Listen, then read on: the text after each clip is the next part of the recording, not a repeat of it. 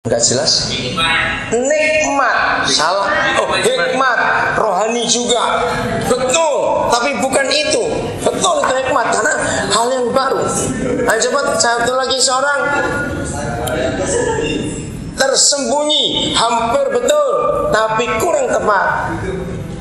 Segala sesuatu yang tidak pernah dilihat oleh mata, nggak pernah didengar oleh telinga, yang nggak pernah timbul dalam hati manusia.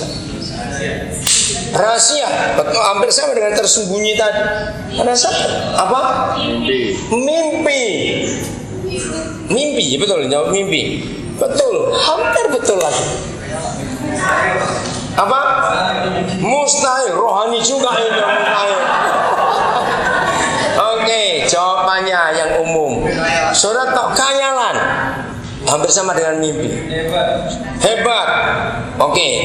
Saudara dengar kata surprise? Nah itu loh. Oh, betul nggak? Kalau ada sesuatu yang baru, yang mata nggak pernah lihat, telinga nggak pernah dengar, hati nggak memunculkan, hah? Betul nggak? Oh ya, surprise. Nah ini yang dikerjakan Roh Kudus. Coba saya lihat, ajak saudara lihat. Beri tanda 1 Korintus 2. Kita kembali ke situ nanti. Yohanes pasal 5. Coba lihat ya. Nah gereja hampir tidak ada yang mengerjakan hal-hal ini. Yohanes 15 ayat 19 dan 20. Nanti kita menemukan di kalimat terakhir ayat 20. Judulnya apa? Judulnya apa yuk? Ayat 19 Alkitab saudara judulnya apa? Nah, cepat baca, susah tinggal baca sekarang ya. Apa judulnya? Kesaksian Yesus tentang apanya? Dirinya. Mengapa dia memberi kesaksian tentang dirinya?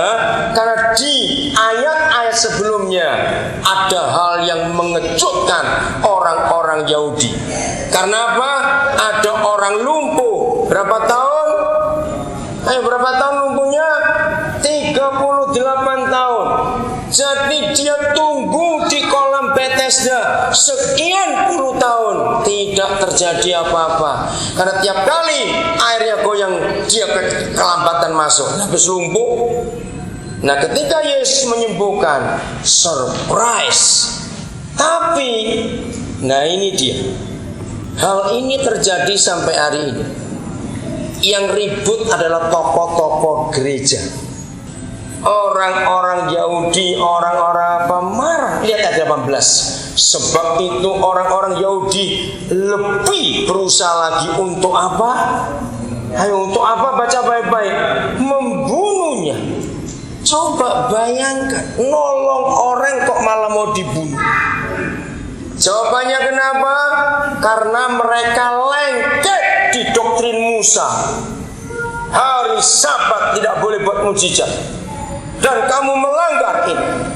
Bayangkan, ini terjadi sampai hari ini. Gerejalah yang membunuh Roh Kudus sendiri, saudara. Ketika Roh Kudus bekerja dengan mengejutkan kita, langsung sesat itu. Enggak benar itu. Karena bukan itu kebiasaan kita. Nah, kembali pada rutinitas lagi. Bayangkan Yesus menyembuhkan orang mau dibunuh oleh tokoh-tokoh gereja, tokoh-tokoh agama. Terus maka Yesus menjawab mereka ayat 19. Jadi pertanyaan saya, mengapa Yesus menjawab tokoh-tokoh agama, orang-orang Yahudi? Dia mau apa? Jawabnya itu mau menerangkan apa? Menerangkan apa yang terjadi barusan ini. Oke? Saya ulangi. Maka Yesus menjawab mereka katanya, aku berkata kepadamu, sesungguhnya anak tidak dapat mengerjakan sesuatu dari dirinya sendiri, jikalau tidak ia melihat Bapa mengerjakannya. Sebab apa yang dikerjakan Bapa, itu juga yang dikerjakan anak. Jadi apa saja yang Yesus Tuhan kerjakan, itu bukan dari idenya, maunya, pendapatnya. Tapi ini penjelasannya. Dia lihat papanya buat dan dia ikut. Maka itu mengapa semua anak Ayo, siapa pernah punya pengalaman tanpa disadari ada anak saudara perempuan karena saudara sibuk di dapur, lagi goreng-goreng, lagi motong-motong, saudara keluar sebentar karena ada tamu, terus anak itu ngapain?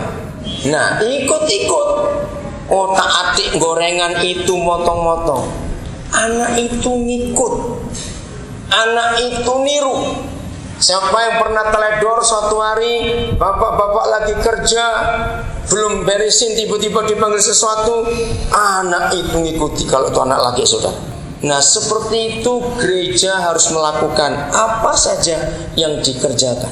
Jadi bukan ngekor, bukan, tapi minta Roh Kudus menunjukkan Papa buat apa hari ini. Ayat 20. Kata ini penting, sebab. Nah, kalau ada kata sebab, itu menerangkan apa? Ayo, sebab itu artinya apa? Menerangkan kalimat sebelumnya. Mengapa Papa itu bangga kalau anak-anaknya niru bapaknya? Semua orang tua bangga gak kalau anaknya bisa niru kita orang tuanya?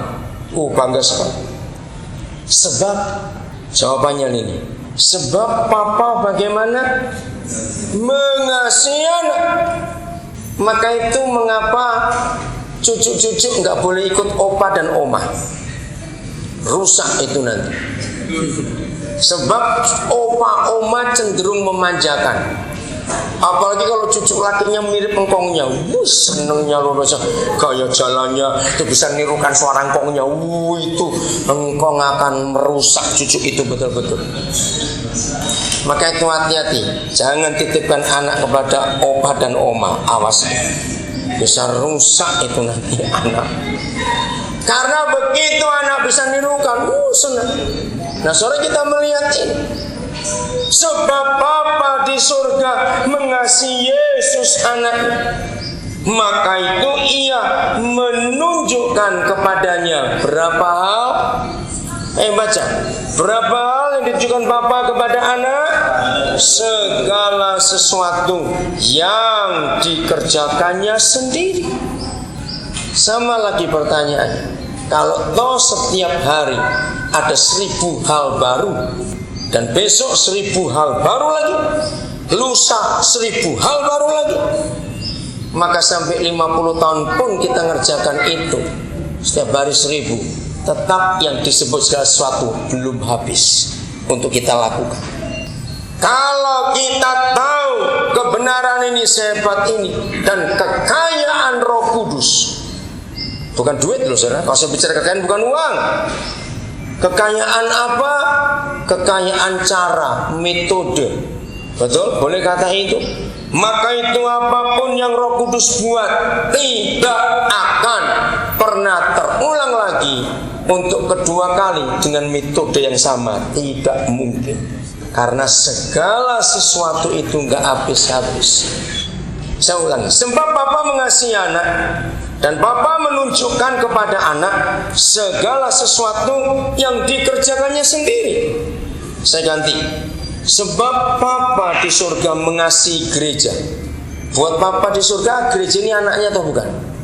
Anaknya. Jadi saya ganti ya, sebab Bapa mengasihi gerejanya dan ia menunjukkan segala sesuatu yang dikerjakannya sendiri.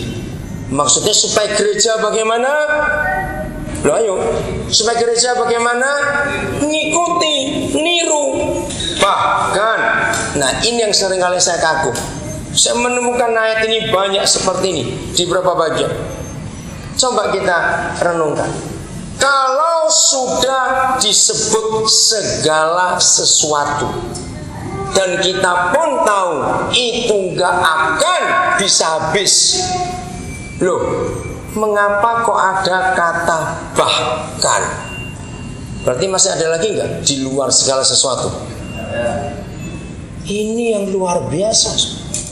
Dalam saya pelayanan sampai hari ini, saya tidak pernah mengandalkan 1-2 metode, baik yang saya kenal dari seorang ataupun dari Roh Kudus yang pernah ngajar saya sendiri, tidak. Karena hal ini saya pegang. Jadi tiap hari begitu saya bangun pagi, saya sudah beri kesempatan Roh Kudus untuk berikan hal-hal baru. Terserah dia mau menunjukkan apa kepada saya, dan saya akan lakukan itu. Yang kemarin biar kemarin. Yang hari ini Papa ada lagi yang baru buat kita. Percayakan hal itu saudara. Bahkan ini yang sulit dimengerti. Enggak jelas.